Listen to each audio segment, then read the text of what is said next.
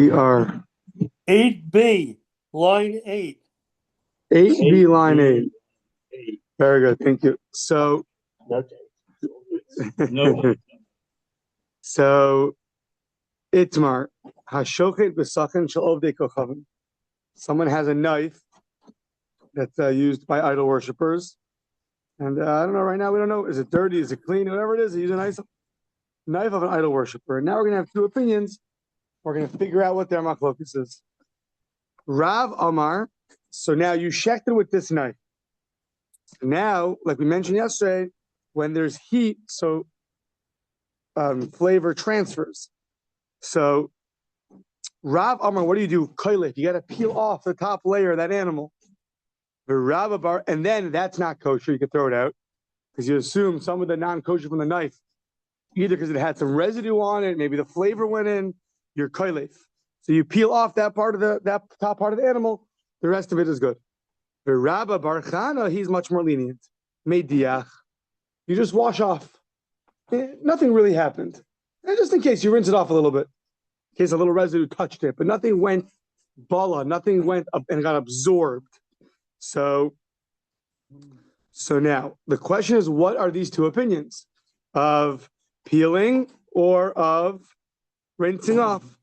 So says the Gemara, Lema b'hakamiflagi. The Mar savar beis hashchita tzonein, umar savar beis hashchita roseach. It's an interesting little bit debate over here. The part where you cut is called the house of the shchita, the beis hashchita. That area by the neck seems to be, there are different temperatures. So one says it's really primarily hot, more of heat. If there's heat, there's absorption. If there's no heat, there's no absorption. That's usually the rule of thumb, except for salt. But salt's like heat. But so therefore, if you hold that it's really more hot, there was absorption, so some of the non-kosher flavoring or the residue went into the animal. So then you have to peel off that top part. There is no water here, so we don't assume it went through the entire animal. The water didn't take the taste and travel it, and but that's that. The one Mar savar beis hashchita tzonein. Says no, it's more cold. I mean, I don't think the arguing about it is that one holds it's 150 degrees, one holds it's 30 degrees. That's a very far stretch machlokas, but it's not so hot. It's more has more of a halakhic status of something's cold. Something's cold. So what would you do if your cold meat touches your cold milk? You wash off the meat a little bit. You don't have to peel off any of the meat because there's no heat here. So there's no reason to assume anything got absorbed inside. Now, that's the first attempted explanation of the debate. Says the Gemara, lo, the kuli alma beis hashchita roseach. Everyone really agrees it's more hot than cold. If that's true, why do you assume you can just rinse it off? Man amar kollel shapir. Okay, the one that says you have to peel off, it's very good because hot absorbs. Got to peel. Man amar mediach. The one who holds you can just rinse it off. What happened over here? If it's hot, it should absorb some of the non-kosher, and you have to peel it off. Man amar mediach.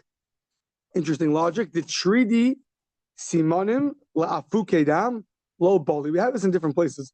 The pipes are so busy letting out blood that they don't absorb the blood, that they don't absorb the non-kosher taste.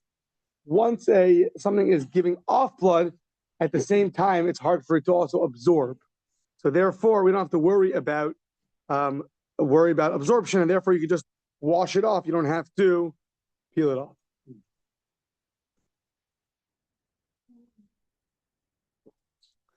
Just had this by a piece of meat falls into a dairy pot and it's cooking and it's boiling and it hasn't stopped yet. So Gemara says as long as it hasn't stopped, it's the opposite. It absorbs, but it can't give off. Once it stopped cooking, then it could exude its taste. That's the opposite. It's absorbing, but it's not giving off. So this is the other way. As long as it's giving off the blood, it's not going to be absorbing the non-kosher from the knife, according to the other opinion. Now, Ika de Amri, some say like this. No. The Kuli really it's cold. Okay, if it's cold, so then why do you have to peel off? Just wash it off. Man de Amr mediach shapir. If you say you have to wash it off, you're good to go. Man de Amr kollel. It's also brought numerous places. Kollel, you have to peel off. Why? Even though it's cold, but agav duchka de sakina bala.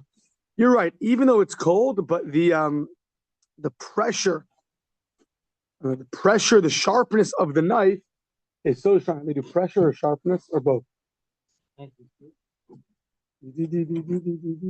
Yeah, the pressure, not the knife. Yeah, the pressure of the knife. So that pressure is. Yeah.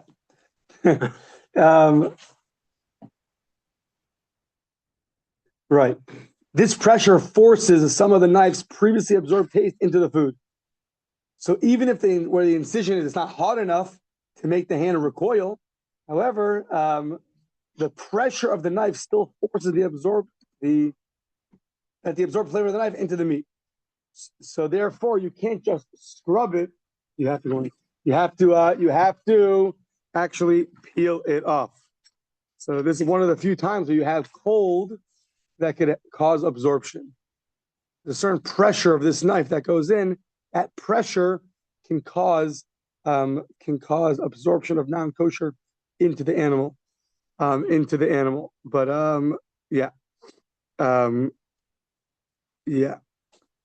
So Rashi says, since there's two opinions of what to do, we have to be stringent because we're talking about a deraisa, biblical potential issue over here. So therefore, you have to peel it.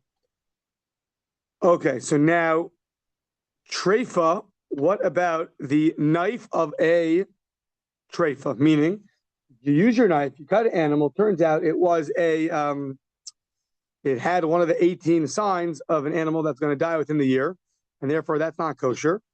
And now you use the same knife for your next animal. So sakin treifa pligi bar of Achav Ravina. They argue. Okay, Chad Amar Bechamin, Vechad Amar Betzonein. So they say, what do you do with this knife? How do you cleanse it? So one says with heat, you got to put into hot water because we assume that the knife absorbed some of the fat of the treifa of the non-kosher animal, the one ended up having a problem in the lungs or whatever it was. So since that's true, you have to use heat to purge it from its non-kosherness. Okay, now Chad Amar Betzonein. And one says you can just wash it off. Why? Because this opinion holds that the area of incision is cold, not so hot. So what's the worst that happened? The knife went into an animal. Turns out it had one of the 18 signs that makes it a treifa. Okay, but the area of incision is more cold than it is hot. So what's the worst that happened? It got some schmutz on it, so wash it off. If there's heat, it absorbs into the knife. How do you get things from inside the vessel out?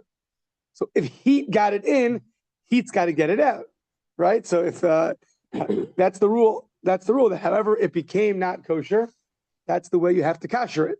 So if heat made it not kosher, heat can only kosher it. That's what I was told when I was 18 years old. Someone told me, all the passion you have for sports, you have to use it for Judaism. That's the only way. You can't be it. That was the. Yes, I'm still working on it. So one day at a time. So you could do both, but it just has to be as equal. That's a separate question. Can you do both? But it has to be, it can't be for baseball going crazy, but for everything else, I'm falling asleep. So So okay. Now the hilchasa afilu betzone. So the halacha is, the Gemara says that that you could just wash it off. You don't you just cold water, yeah. Vika blisa de parsa lemichpara lo tzarich. And if you have a like some kind of like a cloth or something, you could lemichpara. You could just, like the word Yom Kippur, Kippurim, to cleanse. Then lo tzarich, washing. The point is, it's an external issue, so you could wash it off or take a cloth, whatever, maybe your glasses cloth and wipe it off. Yeah. Okay. What is that? So they talk about a stiff cloth. A stiff cloth Yes. made from a curtain. Why It's stiff? pretty specific. Why I not guess soft? It's rougher than Oh, like it scrapes these. like the steel wool or something. Yeah, something abrasive. That's a good point. Okay, so not the glass cloth. Good. A stiffer cloth. Okay. A stiffer cloth. I think they sell them safely. Stiffer cloths. No. Yeah. So, okay. So, yeah. Well, the mandam, was that? Yeah, you do. That's right. You know why? It's just safely looking at the Swiffers. That's why it's on my head. So, and my glasses broke. So I'm thinking about glasses and cloths. So that's why. Now you know what's inside my head. Nothing too exciting. So, and the one that says that you have to use heat to get it out, my timer, mishum de kabbalah isura, because isur prohibited things were absorbed in the knife. So the way you get it out is through heat. So says Gemara, 1 second. Only problem here is that something prohibited, like the treifa animal, got absorbed in the knife. Hold on. We know that there's a prohibition of eating from an animal when it's alive. You can't take off an animal when it's alive and eat it. That's called Avram Menachai. Don't do that. So in case that was your breakfast, change plans. Yeah? Don't do that. Avram Menachai. So one second. So when you shech this animal, shouldn't you be worried that some of that went into the knife? I mean, this is a question all the time, really. How are you going to cut an animal and then say that that knife is permitted because you have a problem with Avram Menachai? Some of the live animals' fat went into the knife. Oh, Avram Menachai, can't, you have to cleanse that knife out. Always use heat. So says the Gemara that Teranami Bala, Avram Menachai. So it says, 1 second.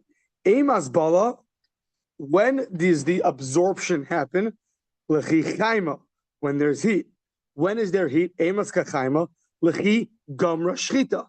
When you finish the Shchita, sounds like it's the hottest at that point when the Shchita is done. I guess that was when the Shchita is done. The animal's dead. So, Hahishaita Hetera Have. At the time where there's heat going into the knife, animal's dead already. So there's no problem. Avram Menachai.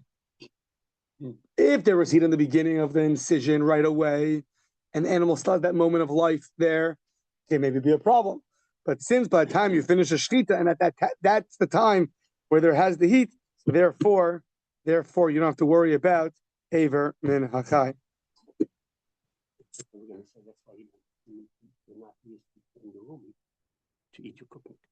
Oh, interesting. 1 second. Knife use it for your raw meat. What's the problem? What's wrong with cutting raw meat?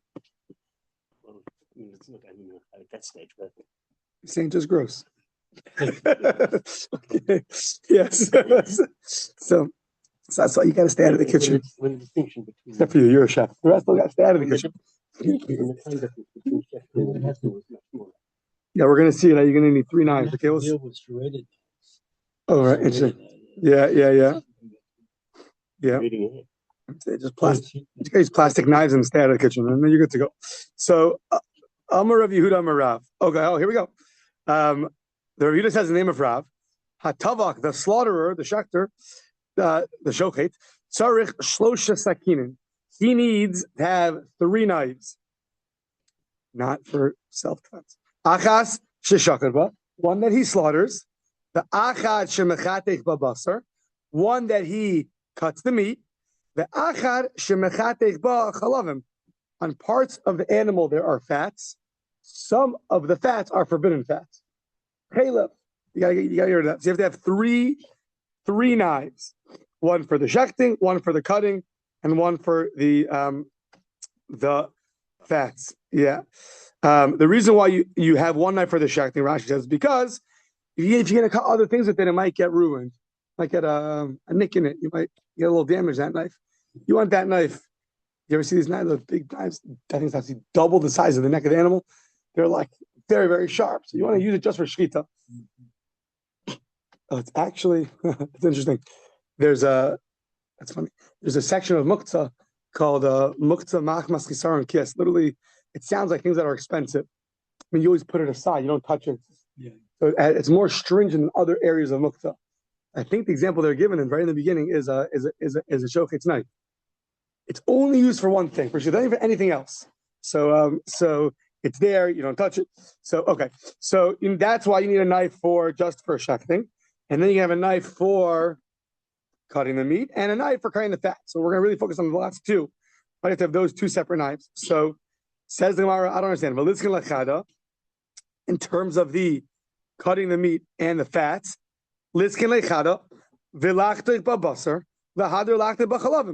problem?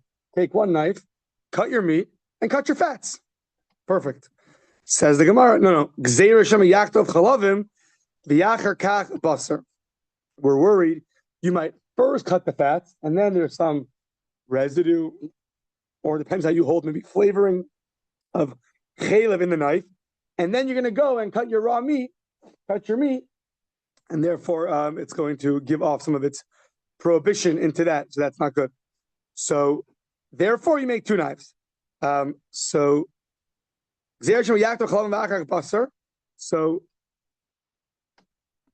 since we're worried you might do the fat first, we don't even let you have one knife to cut the meat first and then the fat, because you might swap it and cut the fat then the meat, and then we have potential problems. So says the Gemara, Hashanami michlaflei. Okay, but even when you have two knives, you can still by accident mess it up. You have two knives, you might use the one for the chaylev for the meat. So like a nail polish? Yeah, you put nail polish on the one. As a simon, as a sign. I don't know what they do in South Africa. We don't put nail polish on the shchita. So yeah. So okay. So it says no. Since, meaning if you're worried a guy's gonna mess up, so there's no end. Guys are always gonna mess up. So it says no, because kaven itzrachinu trey islay hakera. When you have two knives, it's more of it's recognizable that one's for the chaylev and one is for the meat. We assume if you have two knives, it's harder to mess up and just use one for both, since you have two of them. Imagine if you only had two knives at home. One was red, one was blue. So it's what? Someone says that, or you're saying that? Oh, Hekera, yeah. Also, Simon. Okay, you like nail polish? It's fine. So, just as long as your wife doesn't know about this. Yeah. So, for your birthday, I'm gonna buy you nail polish. Nail polish? Oh, to put on the knife. Yeah, so if you have two knives, one red and one blue, so yes, it is possible, if you're me, to use the red knife for the milchiks and the blue knife for the fleishiks, but there's a good chance that if you have two knives, you realize one for fleishiks, one for milchiks, and you won't mess it up. So that's that. Hatavach the shochet tzarich shnei kelim shel mayim. So we need to soak the meat, get out the blood. So you need two vessels, two buckets, two vessels of water. Echad shemediach babasar, one to wash off the meat. The echad shemediach bo chalavim, and one to wash off the fats. Because once again, if you have one bucket, some of the fat might go into the bucket, and then it's going to go into the meat, and then you're going to have a problem. Says Mara, v'niskan leichada, just make one bucket. Make one bucket, have meat, and then have fats. Says the Gemara, same thing. We're worried. You might first wash the forbidden fats, and then the kosher fats, and then it might end up some residue in the bucket. It might touch the meat, and therefore you're going to forget to wash it off, and then you're going to get problems.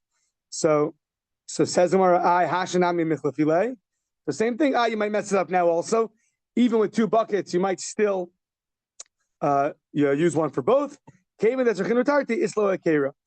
you have two, with or without nail polish, then you are going to hopefully realize that one is for the no, you put nail polish on, it's good. So put one for the forbidden fats and one for the meat. Okay. Now, Amar Ameimar, Shmeder Rav Papa. Says Ameimar in the name of Rav Papa. Lo lischov inish kafle ilave bisra. The dayiv tarba ubala bisra. You shouldn't put the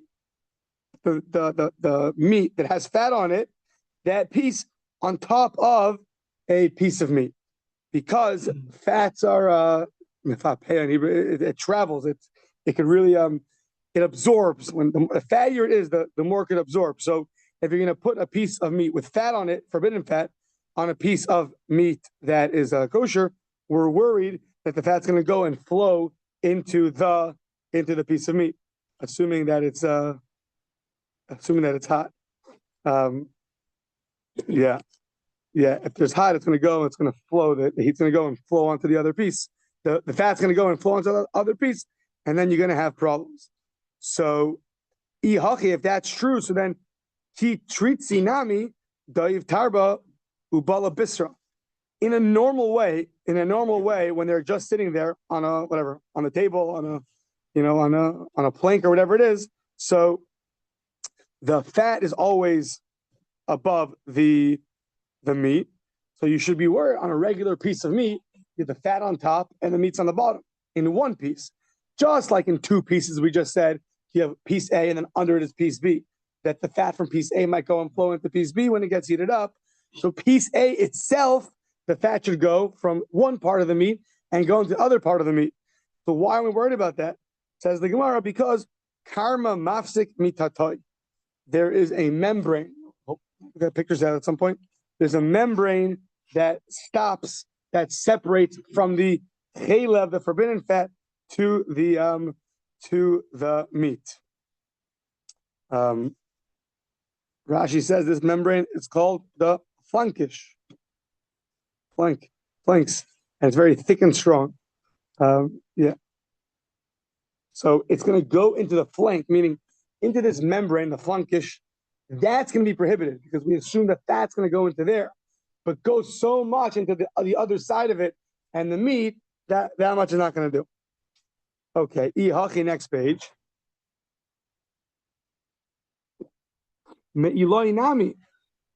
So even when you when you put it on top of the meat, don't you have the same solution? You have this membrane. Why did you tell me that a piece of meat on top of another piece of meat you're worried about, but the piece of meat itself, you have a membrane, don't worry. Even when you put the piece A on top of piece B, doesn't piece A have a membrane that's going to stop it from going down into the piece under it? So it says, so, but I did the mamashma yada the tafcha miftas. Shochet's dealing with it. He's holding it. He's putting it on top of each other. It's going to break that membrane, and therefore it's going to miftas is like a pitutim, like crumbs. You're gonna end up breaking it, and therefore we are worried that it'll go. But in one piece, less worried. Okay, now that Rabbi Yehuda Amar Rav Talmud Chacham Sarich Sheyilmod Shlosha Devarim. Here's for you. A scholar has to know three things: ksav, writing. Yeah, these are all things that, in the moment you're going to need it. So, she says, let's say, ksav here means to sign your name. In case you're a judge somewhere or you're a witness, in case you're signing a ksuba or whatever it is, you got to know how to sign your name. Not everyone was so literate. Yeah, so you have to know how to write. So, exactly. Exactly. So you have to, know how to write. So shrita, so you could eat. So and umila, bris mila, self-explanatory. Supposedly every father's supposed to know. No. Talmud Chacham tzarich shila. Yeah. Everyone has to try to be a Talmud Chacham. So yeah. But yeah. V'rav chanai. Happens to be by bris milah. There are many people that learn how to do the final part of the milah so they can fill the mitzvah. Instead of appointing the moel as a shaliach, they want to do it themselves. But usually, already in the Gemara's times, the Gemara had a whole section, who makes the bracha, you or the mohel, was already understood that there's going to be someone else who's proficient in this. Not every father. Some are Uzi like me, they don't want blood. So, that's right. We had it by the shochet, right? The rookie shochet might faint. I fainted once when I saw too much blood. So Rav Chananya bar Shalmim Mishnei the Rav Amar Af Kesher Shel Tefillin. You have to know how to make the Kesher Tefillin. That Rashi explains that you have to have the Dalid there. So we have three letters on the Tefillin: Shin, Dalid, and Yud. So you have to know how to make it the Shin and the Dalid. So you have to know how to tie it. Birchas Chasanim. Interesting. You have to know the brachos, for the chasanim, you can marry them off. V'tzitzis, and you got to know how to tie the tzitzis. So this Rav Chananya has a lot more than the first than Rav. Rav had 3: writing, shchita, mila. He's a tefillin, weddings, tzitzis. So v'idach, hani shchichan. So the other opinion says that that these are this opinion says that but these are very common. So those are very important, but these are very common. So you have to know them. You have to know what to do in these situations. V'yamar Rav Yehuda Amar Shmuel. Let's see, our picture's coming today. So, he doesn't do shchita. He's missing one. Yeah, tell him what happened over here. Mila he could do, right? Tzitzis and tefillin, yeah. So I'm going to remember Shmuel. Kol tavach, any slaughterer, she'eino yodea hilchos shchita, who doesn't know the laws of shchita, aser lechol mish shchitaso. It's prohibited to eat from his shchita. It's just interesting. I was looking this up a little bit. The Aruch HaShulchan is the 1800s. Shchita was the big halacha questions were in shchita. Everyone relied on the shochet in the town. So what came up on the smicha to get a certification, you have to know shchita. Nowadays they take it off a lot of people because it's not necessary. But this was the food. So your story with the rabbis, you make sure that it's kosher. So you have to know all the leniencies. Well, you're always going to be strict. You're going to cost the family a fortune for another piece. It was so important to know. So who slaughters, what the laws are, who can we trust, who can't we trust? This was huge up until 100 years or whatever, 50 to 100 years ago. So 30, 40 years ago. Yeah. You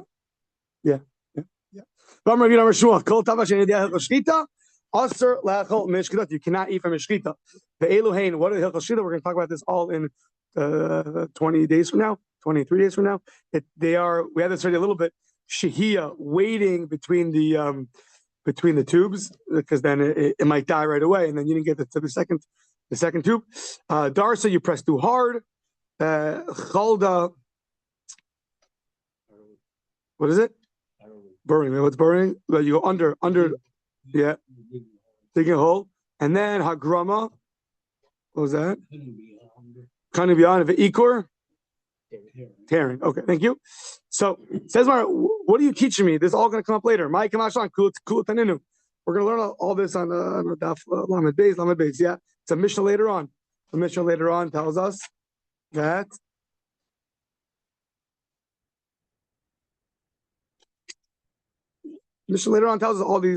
all these halacha. Yeah, Imshaha, it's possible. All these things you do. Yeah, Lamed Beis. So I love how sometimes they're funny. Yeah, they're funny. So Mike, come on, we taught it already. Why are you being repetitive? So lo tzricha, we need it for the following.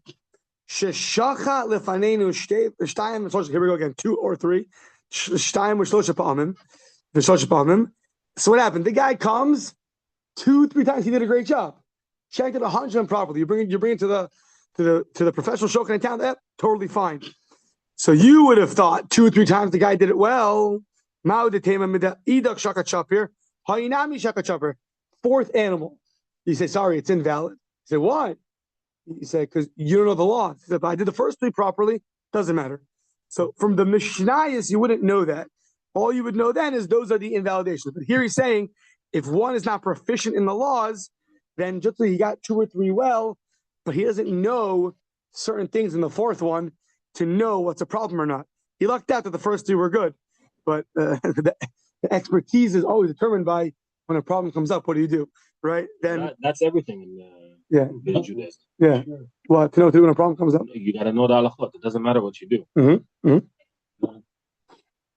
Right, but in this case, we're relying on you to eat the animal. So if it's between you and yourself, that's one thing. But now that you're slaughtering for the whole city, so you come and you're like, oh, first 3 times I did a great job. You're like, yeah, but we still don't trust you. So yeah, but you're right, and absolutely, yeah, you have to know the halachot. So there's nothing like feeling guilty when you find out something that you should have found out 20 years ago, and it happens to me too often. So okay, so Kamashlan came to the Gomer, since he doesn't know the halachas, Zimnin the Shahi. Sometimes he might have waited too long, or Vidaris, he pushed too hard. Vilo Yad, he doesn't know. And we can't check that, how much he waited between the tubes. So therefore we don't trust him.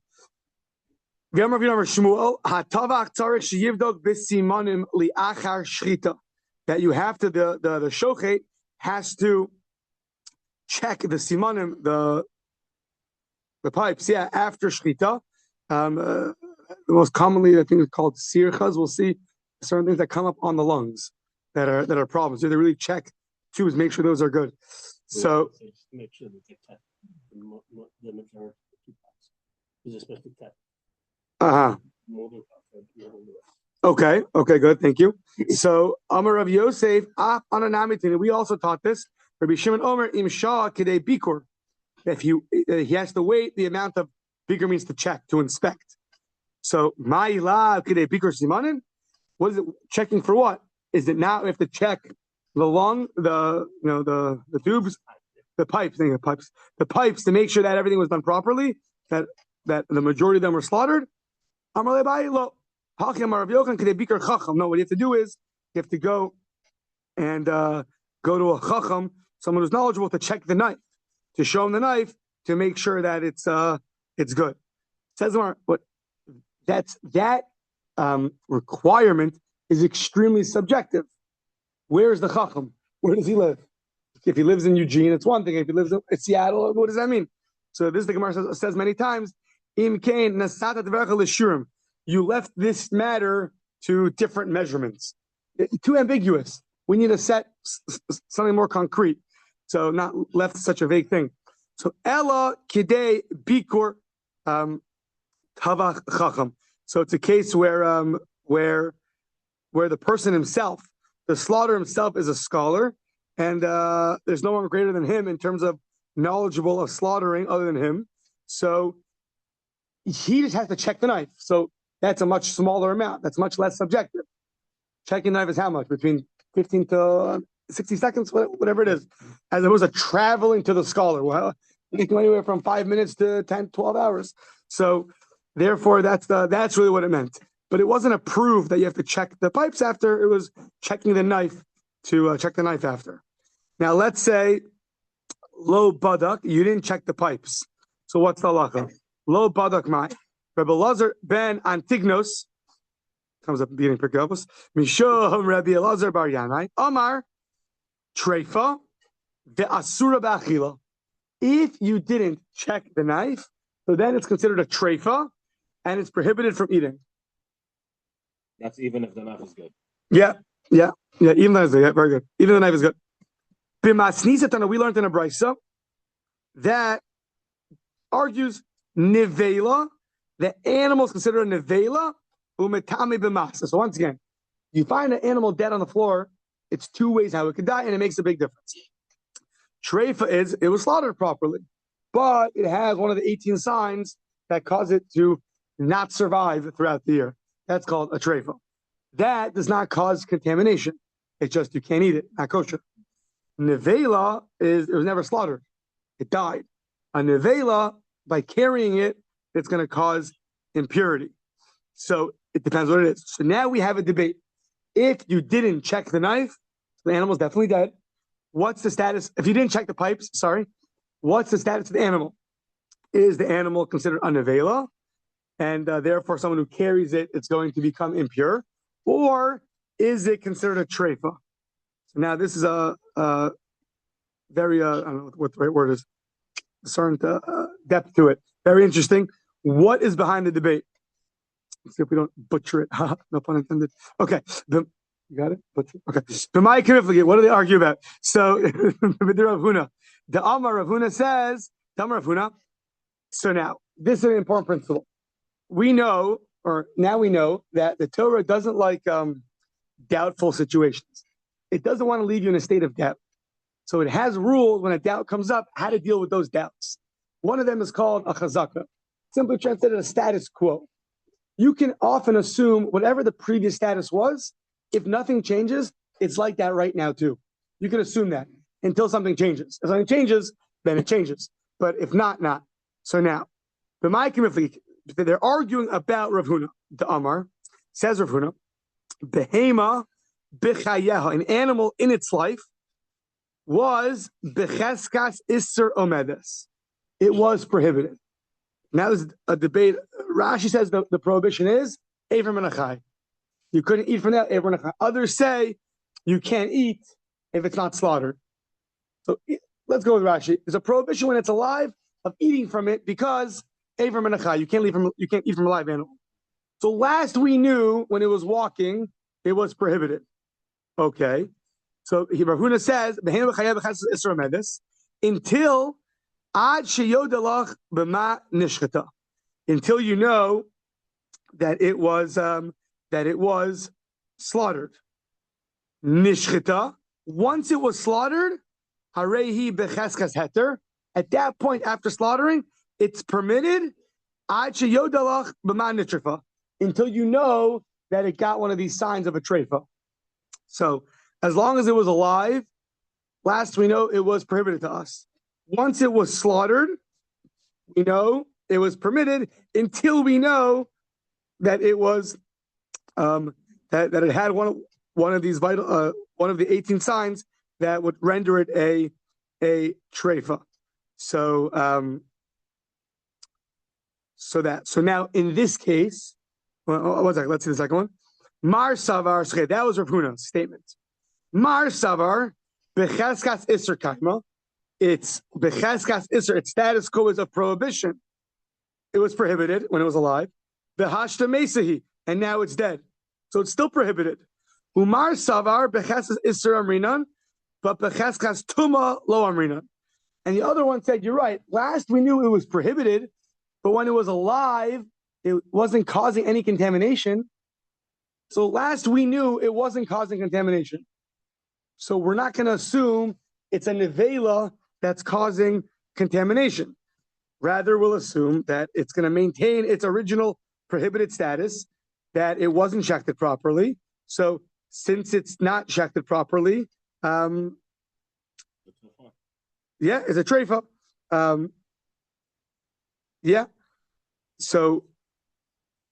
So one opinion holds basically that it was never shechted properly. So you can assume the whole time it's never been shechted properly until you know otherwise. So in this case, you don't know. So that means status quo was never shechted properly. What's an animal that wasn't shechted properly? A nevela. That'll cause impurity. The other opinion says that no, we're going to keep the status quo that it was prohibited.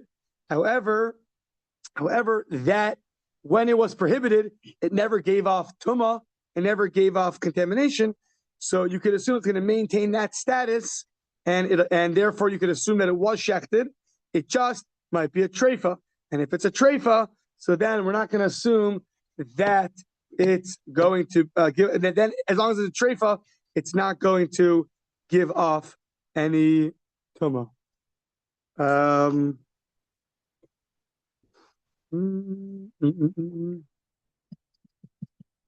often an animal is rejected something of the lungs? Bro, Ashton just said he checked the way he checked. 4 cows and 4 birds. 2 were good and 2 weren't good. And why? Because of lungs. Yeah.